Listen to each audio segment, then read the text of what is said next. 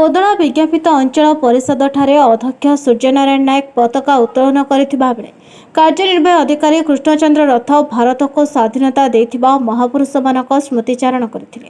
एथिरे अन्यमानक मध्यरे उपाध्यक्ष रंजित सेठी, काउंसिलर रीताराणी मिश्र समेत एनएसर समस्त कर्मकर्ता उपस्थित थिले। थाना परिसर में थाना अधिकारी सुभाष चंद्र बेहरा पताका उत्तोलन करथिले। उक्त कार्यक्रम में अंगनवाड़ी शिशु महिला माँ बहु समाजसेवी उपस्थित थिले। सेपरे गणेश युवक संघ कोर्ट मेडिकल विभिन्न स्वेच्छासेवी अनुष्ठान गुड़िकर स्वाधीनता दिवस पालित हो जाइछि। परिशेष अध्यक्ष कल्याण मंडप ठारे गीत डांस करिथिबा छात्र छात्री मानकु पुरस्कृत करथिले। स्वाधीनता दिवस पालन करुछु 1947 मसीहा अगस्त मास 15 तारिख रे आम देश इंग्रेज शासन अधीन मुक्त होई स्वाधीनता लाभ कला।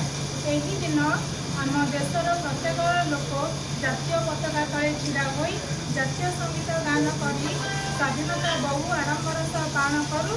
दीर्घ 200 वर्ष धरी आम देश को शासन करिथिबा इंग्रेज मानक कबल मुक्त करिथिबा स्वाधीनता संग्रामी मानक जेते प्रशंसा कले भी सरीब नाही।